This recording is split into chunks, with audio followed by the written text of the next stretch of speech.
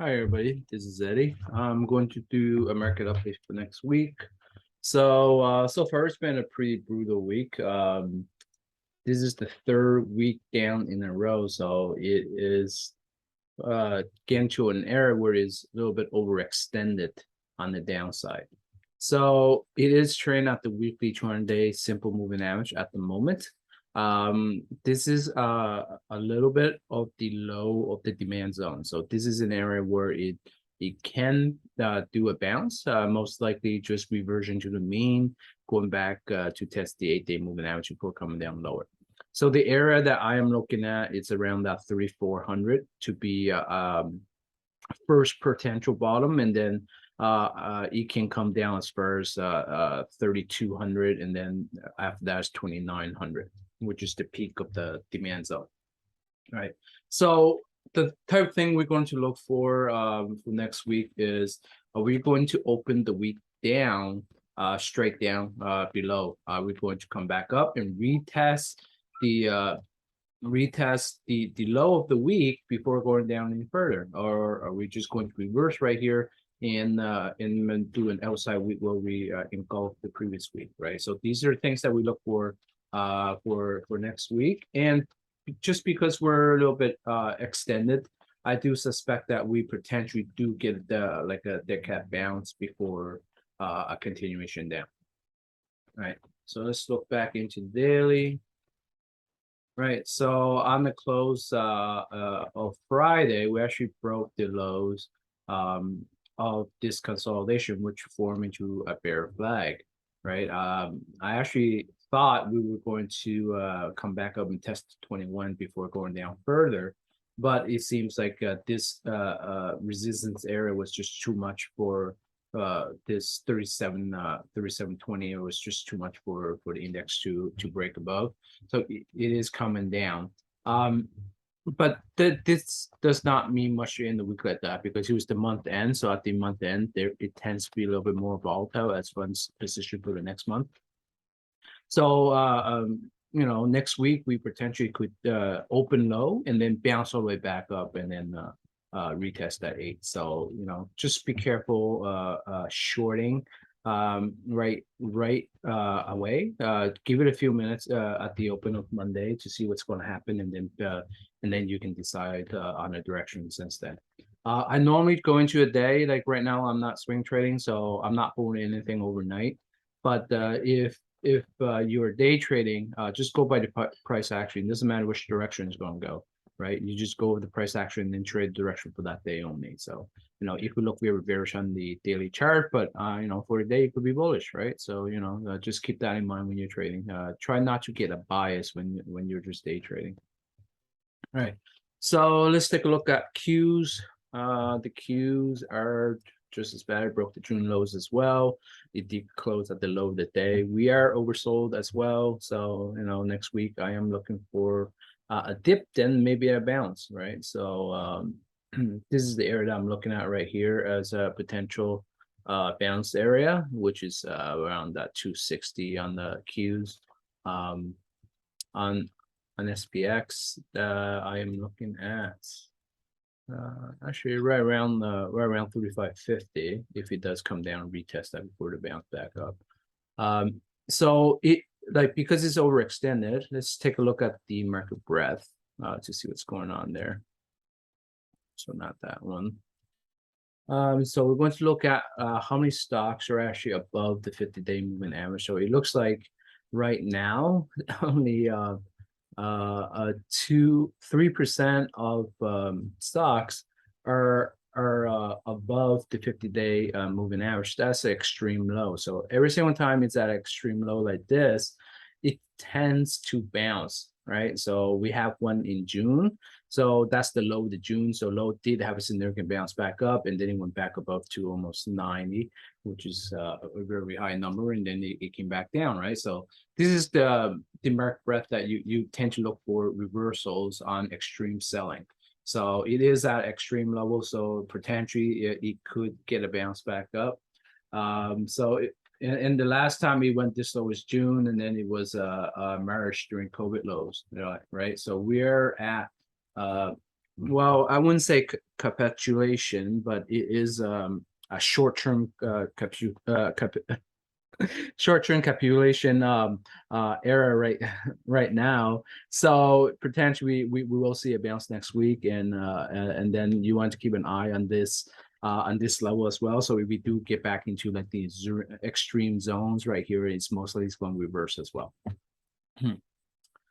Maybe I can compare that with the SPX so you get an idea of the last few times it happened. So SPX. Right. So we can see right here was the last extreme in the June, and that was the bottom of the big bounce. We got big bounce up. So right now we're at that extreme once again. So potentially we get another big bounce up off this level as well. And the last time it went this low was right here during COVID lows right here. And then the time before that was the 2018 correction, I should say. And that was also a big sharp reversal, right? And yeah, I think those were the two most recent times that happened.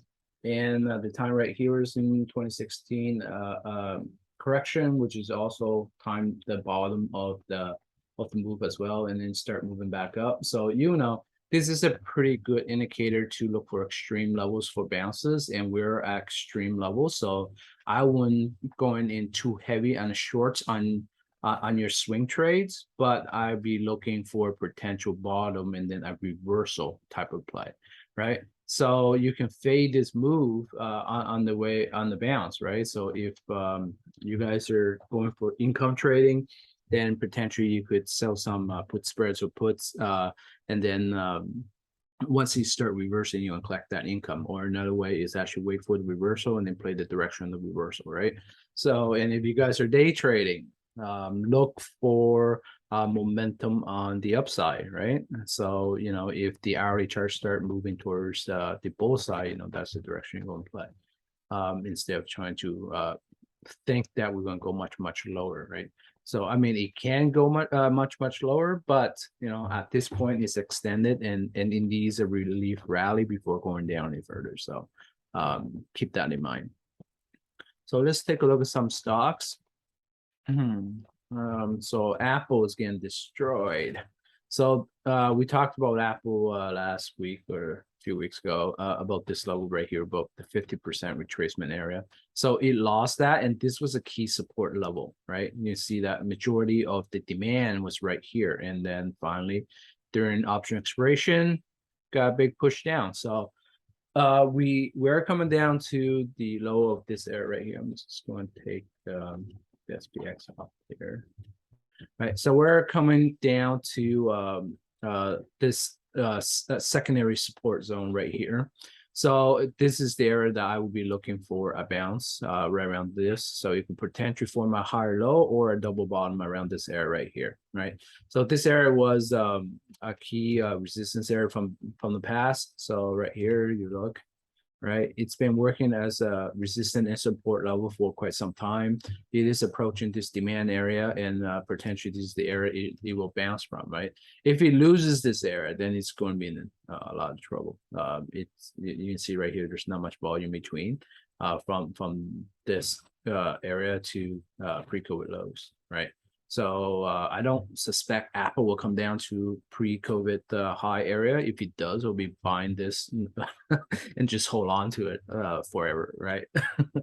Because that would be a really good buying opportunity if it ever comes down this low at $80. That would be a perfect buying opportunity. But most likely it'll come down to around these areas right here. So if it takes out this demand zone right here, right, it can potentially come down to below this demand zone right here. This is right around this area right here. So right around that 110 area. So these are two areas to look at. This is a first stop, first demand zone, and this is the second demand zone. So if this gets broken, it's going to come down to here. So if that's broken, you can actually short it down to 110. Right, so that could potentially be a trade if it works out that way. And just keep one thing in mind: we're going towards earnings season again. So if the market is pricing in a contraction in earnings. So if earnings are better than expected, you can pretty well expect a pretty strong rally back up on the index. So you want to be very careful as we enter the earnings season and pay very close attention to the first big tech stocks coming out. If their earnings are good, it tends to trend up that way. So keep that in mind once we enter into October. And I talked about this a while ago, like seasonality wise. September is usually the worst month, and it is. This September's been horrible, and October is the month of reversals. The markets tend to bottom in late October or mid October. So you can see by mid October you'll see signs of a bottom. So if the next couple of weeks we get very strong selling, you can expect that we're going to hit that bottom pretty close, right? So just pay close attention to that and look at these demand levels for reversal areas for potentially to find a bottom. And if that happens, I might start getting into some swing trades on the upside, right? Because that would be the perfect opportunity to capture those big reversals right off the bottom of the bear market. Right. So, we talked about last week about how to trade certain stocks by selling some puts and just gain some shares. And if it doesn't go down, just collect the premium. Well, that's a safe way of doing it. Right. So you can actually start doing that now at key demand zones and just sell at like these key demand zones. Right. So once it enters key demand zone, you sell the puts a little bit further down to capture some shares. And you never want to do it all at once. You just want to do them in segments. So you basically dollar cost average in cheaper by selling puts and collecting premium to do it. And this is for longer term only, right? So you can do that, and then once you start hitting around the second demand zone, you can do it again, and then just do that, and then you will only want to spend about 50% of your capital while it's continuing down and averaging in. You keep the other 50% and you average up on the way up only, because we can't time the market perfectly. So if we're wrong and we time it a little too soon, averaging in, at least we still have 50% of the money to go back into it as we come back out of the bottom, right? So that's the thinking behind it. You want to be very smart with your money in these type of bear markets. Otherwise, you could get caught fully invested a little too early, and then it can go down another 20 or 30%, and then you're going to miss the big potential of capturing that bottom, right? So just keep that in mind when you're deploying your money. So risk management is really important. Money management is super important when you're doing long term as well. All right, let's go to AMD. So chips are suffering quite a bit because the demand for chips right now are slowing, and it's really weird how you can go from one extreme to the other so quickly. Because last time they were saying how there was not enough chips to go around. Now they're saying there's no demand for them. So whatever they say. So for AMD, key area to look at, $50, right? This is the demand zone. So we're at the little upper end of it. So there's still some downside potential. So if it comes down to around 50, right near earnings, if they report better than earnings, you can expect to be a quite a big reversal back up before going down if further we're going to go down, right? So this 50 is a very key area. And then after that, it's like $40. Right. So if you sold the puts and you collected some shares at 60, I wouldn't worry about it.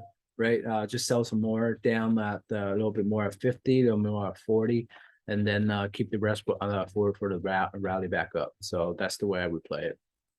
And AMD is a great company. So once we were out of this bear market, these are the type of stocks that will lead us up in the market as well. So they tend to come down a lot, and then they tend to reverse substantially higher afterwards, like it did in the 2020 run. So we hit the COVID low, and then we just ran strong from there. So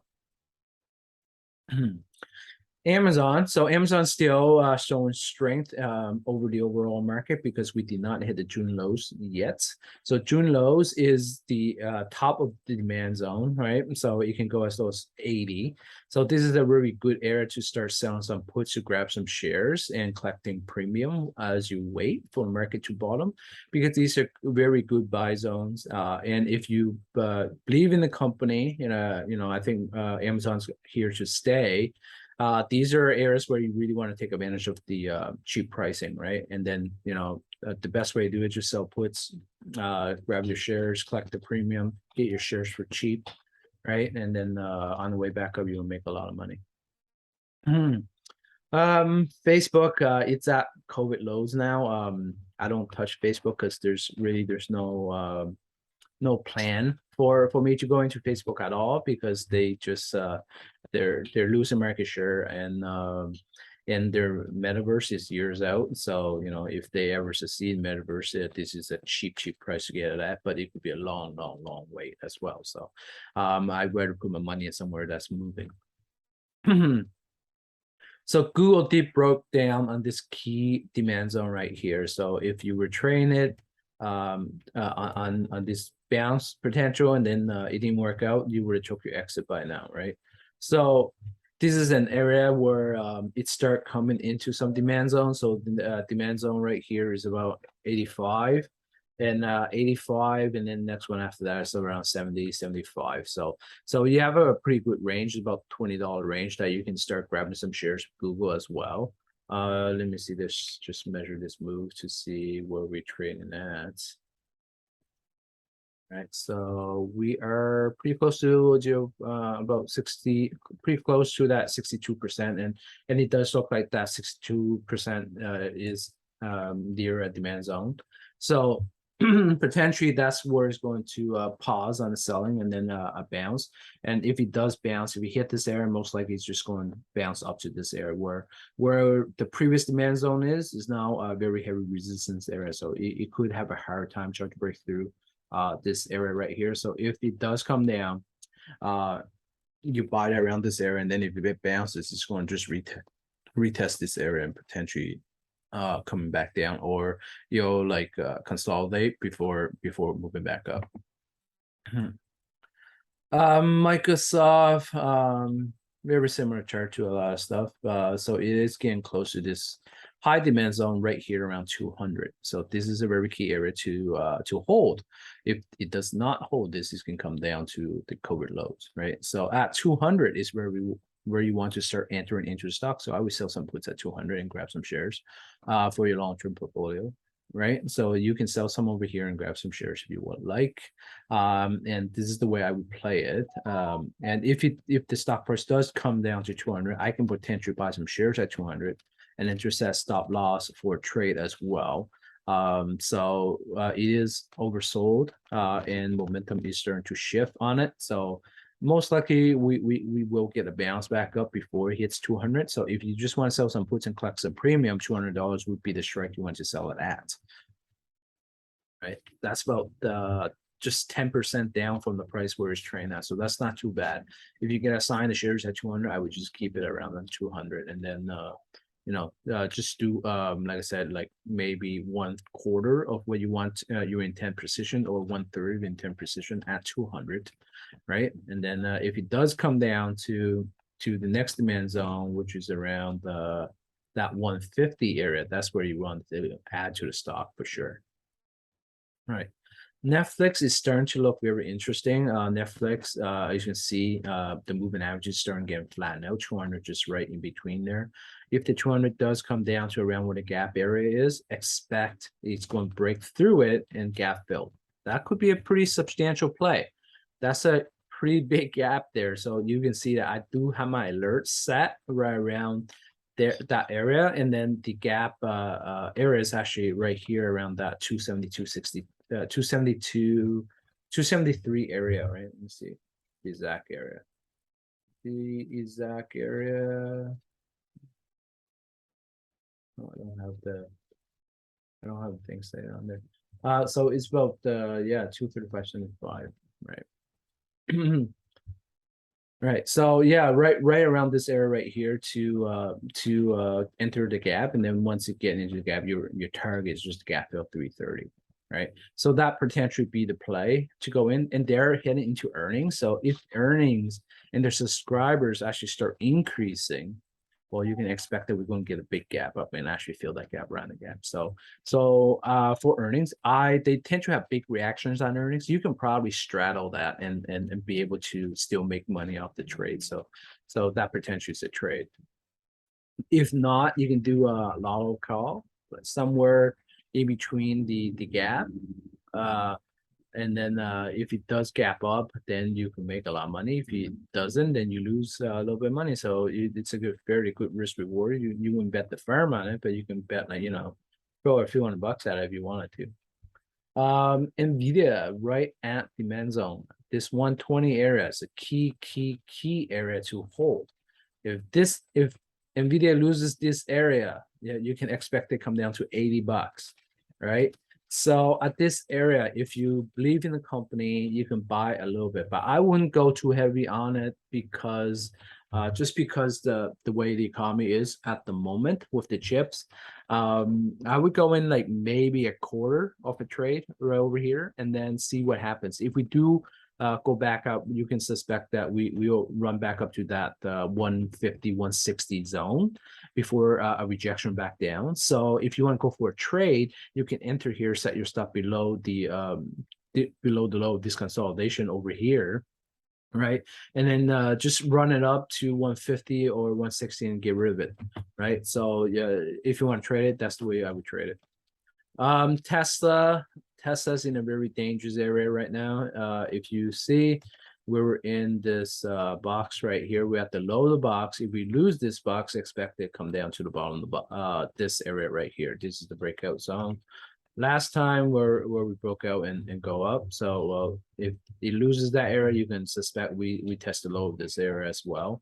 And this is the low of the demand zone, right? So this is the top of the demand zone. This is the low demand zone. So if we can't go back above here, it's going to come down. It's going to retest this area, and then if it loses this area, that's when you get really trouble and go down to 150.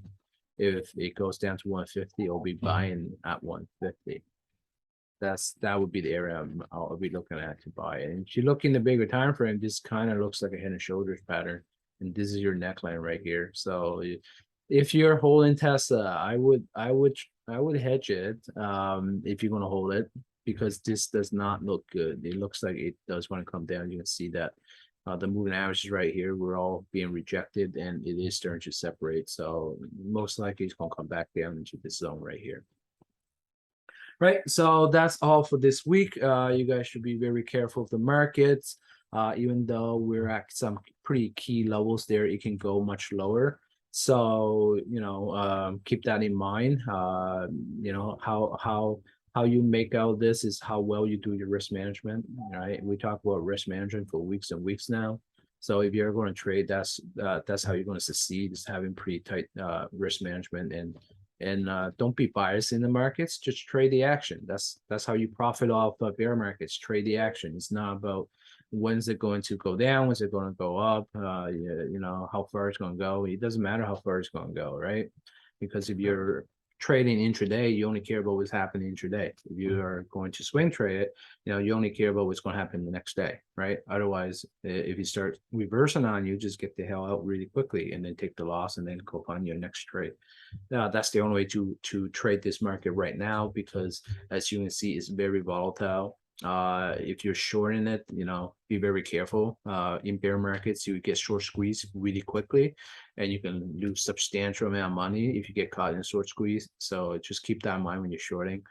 Best way to short is actually just buying puts, right? So anyway, I'll see you guys next week. Make sure you like, subscribe, and talk to you guys later.